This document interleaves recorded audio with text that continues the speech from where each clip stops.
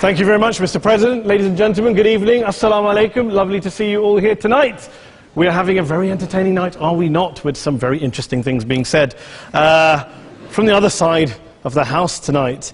Let me begin by saying, as a Muslim, as a representative of Islam, I would consider myself an ambassador for Islam, a believer in Islam, a follower of Islam and its Prophet. So, in that capacity, let me begin by apologizing to Anne-Marie for the Bali bombings. I apologize for the role of my religion and me and my people, for the killing of Theo van Gogh, for 7/7. Yes, that was all of us.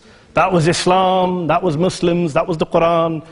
I mean, astonishing claims to make in the very first speech tonight, on a day like today, where the Conservative Prime Minister of the United Kingdom is having to come out and point out that these kind of views are anathema. And I believe you're trying to stand for the Labour Party to become an MP in Brighton. If you do, and you make these comments, I'm guessing you'll have the whip withdrawn from you, but then again, UKIP's on the rise, they'll take you, the BNP, they might have something to say about your views. This is what Mehdi Hasan always does. By the way, just on a factual point, since we heard a lot about the second speaker, about how backward we Muslims all are, on a factual point, you said that Islam was born in Saudi Arabia. Islam was born in 610 AD. Saudi Arabia was born in 1932 AD. So you were only 1,322 years off. Not bad? Not bad start there. Talking of maths, by the way, a man named Al-Khwarizmi was one of the greatest mathematicians of all time, a Muslim, worked in the golden age of Islam. He's the guy who came up with not just algebra, but algorithms. Without algorithms, you wouldn't have laptops. Without laptops, Daniel Johnson tonight wouldn't have been able to print out his speech in which he came to berate us Muslims for holding back the advance and intellectual achievements of the West, which all happened without any contribution from anyone else other than the Judeo-Christian people of Europe. In fact, Daniel David Levering, the author of the Pulitzer Prize-winning historian and author of The Golden Crucible, points out that there would be no Renaissance, there would be no Reformation in Europe without the role played by Ibn Sina and Ibn Rushd and some of the great Muslim theologians, philosophers, scientists in bringing Greek texts to Europe. As for this being our university, I will leave that to the imagination as to who is our and who is there. I studied here too. An astonishing set of speeches so far making this case tonight. A mixture of just cherry-picked quotes, facts and figures, self-serving, selective, a farrago of distortions, misrepresentations, misinterpretations, misquotations.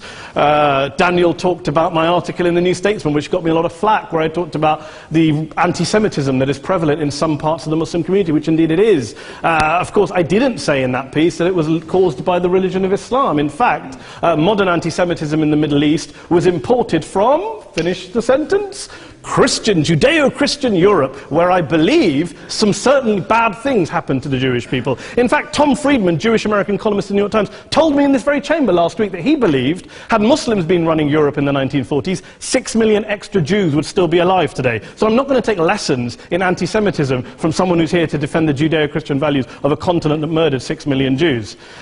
Moving swiftly on. Yes.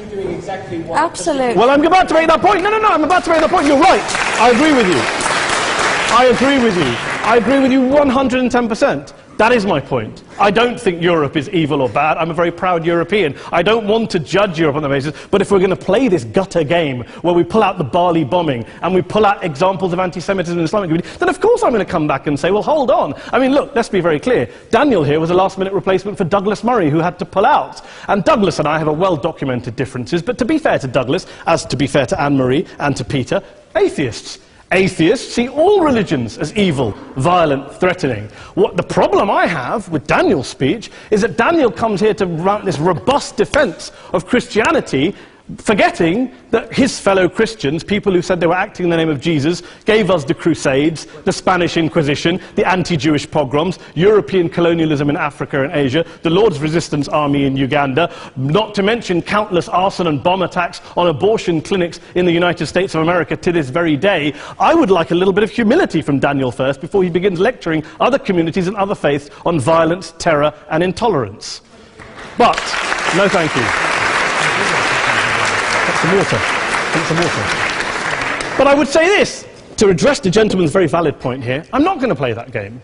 I don't actually believe that Christianity is a religion of violence and hate because of what the LRA does in Uganda or what Crusaders did to Jews and Muslims in Jerusalem when they took back the city in the 12th or 13th or whatever century it was. I believe that Christianity, like Islam, like pretty much every mainstream religion, is based on love and compassion and faith. I do follow a religion in which 113 out of the 114 chapters of the Quran begins by introducing the God of Islam as a God of mercy and compassion. I would not have it any other way. I don't follow a religion which introduces my God to me as a God of war, as some kind of Greek God of wrath, as a God of hate and injustice. Not at all. As Adam pointed out, you go through the Quran and you see the mercy and the love and the justice. And yes, you have verses that refer to warfare and violence. Of course it does. This is not a motion about pacifism. I'm not here to argue that Islam is a pacifistic faith. It is not. Islam allows military action, violence in certain limited contexts. And yes, a minority of Muslims do take it out of that context. But is it religious? We talked about Woolwich. Daniel and Anne-Marie have suggested that it's definitely religion that's behind all of this. Well, actually, what I find so amusing tonight is we're having a debate about Islam. And the opposition tonight have come forward. We have a graduate in law, a graduate in modern history, a graduate in chemistry.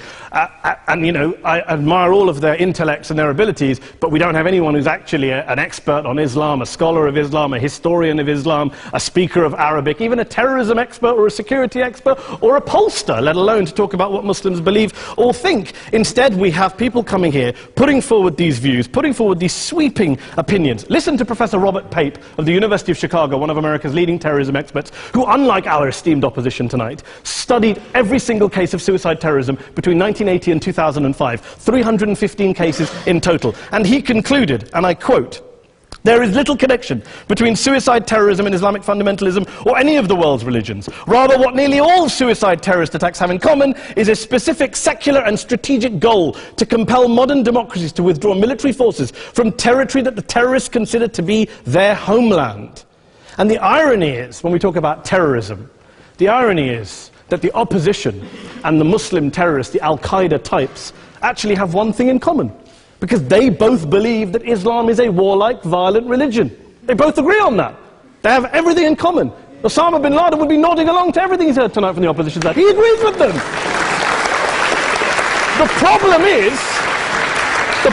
is that mainstream Muslims don't. The majority of Muslims around the world don't.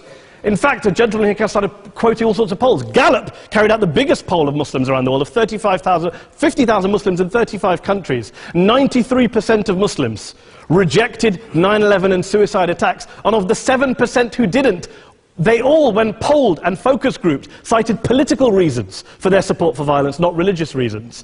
And as for Islamic scholars and what they say, well, Daniel talks about our University of Oxford. We'll go down to Oxford Centre for Islamic Studies, get hold of a man named Sheikh Afifi Al-Akiti, who is a massively well-credentialed and well-respected Islamic scholar, who has studied across the world, who in the days after 7/7 published a fatwa denouncing terrorism in the name of Islam, calling for the protection of all non-combatants at all times, and describing suicide bombings as an innovation with no basis in Islamic law. Go and listen to Sheikh Tahir al-Qadri, one of Pakistan's most famous Islamic scholars, who published a 600-page fatwa condemning the killing of all innocents and all suicide bombings unconditionally without any ifs or buts.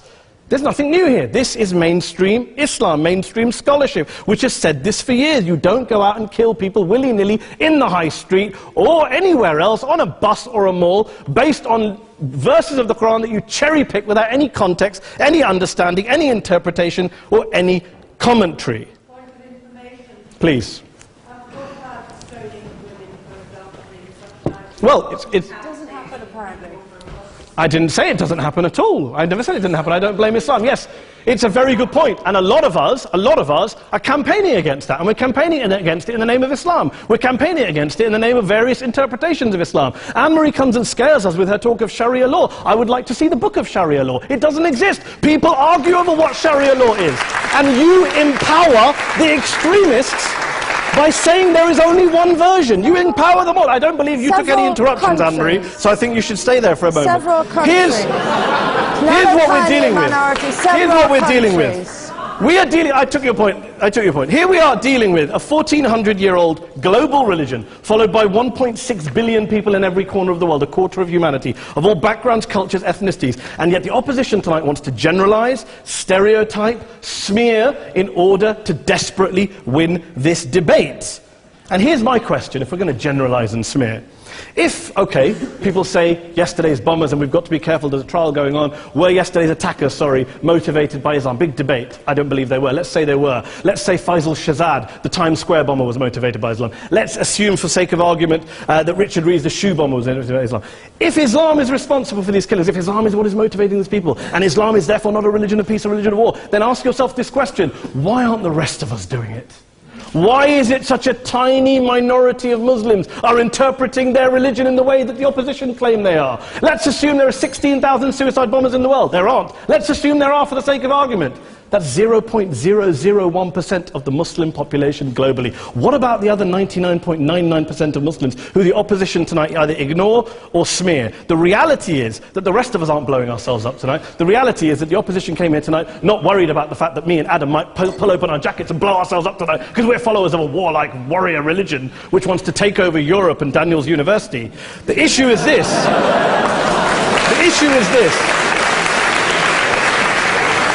Unless the opposition can tell us tonight, and Peter Atkins is here, one of our great atheist intellectuals, can tell us tonight, can answer this question tonight: why don't the vast majority of Muslims around the world behave as violently and aggressively as a tiny minority of politically motivated extremists? Then they might as well give up and stop pretending they have anything relevant to say about Islam or Muslims as a whole. Ladies and gentlemen, let me just say this to you. Think about what the opposite of this motion is. If you vote no tonight, think about what you're saying the opposite of this motion is. That Islam isn't a religion of peace, it's a religion of war, of violence, of terror, of aggression. That the people who follow Islam, me, my wife, my retired parents, my 6-year-old child, that 1.8 million of your fellow British residents and citizens, that 1.6 billion people across the world, your fellow human beings, are all followers, promoters, believers in a religion of violence. Do you really think that? Do you really believe that to be the case? They say that in the Oxford Union, the most famous debate was in 1933, when Adolf Hitler looked out for the result of the King and Country motion, where they voted against fighting for king and country, and Hitler was listening out for the result. Well, tonight, 80 years on, there are two groups of people around the world who I would argue are waiting for the result of tonight's vote. There are the millions of peaceful, non-violent, law-abiding Muslims both in the UK, Europe, Asia, Africa and beyond, who see Islam as the source of their identity, as a source of spiritual fulfillment, of hope, of solace. And there are the phobes, the haters, the bigots out there who want to push the clash of civilizations, who want to divide all of us into them and us and ours and their. Ladies and gentlemen, I urge you all not to fuel the arguments of the phobes and bigots. Don't legitimize their divisions. Don't legitimize their hate. Trust those Muslims who you know, who you've met, who you hear, who don't believe in violence, who do want you to hear the peaceful message of the Quran as they believe it to be taught to the majority of Muslims, the Islam of peace and compassion and mercy, the Islam of the Quran, not of Al-Qaeda. Ladies and gentlemen, I beg to propose this motion to the House. I urge you to vote yes tonight. Thank you very much for your time.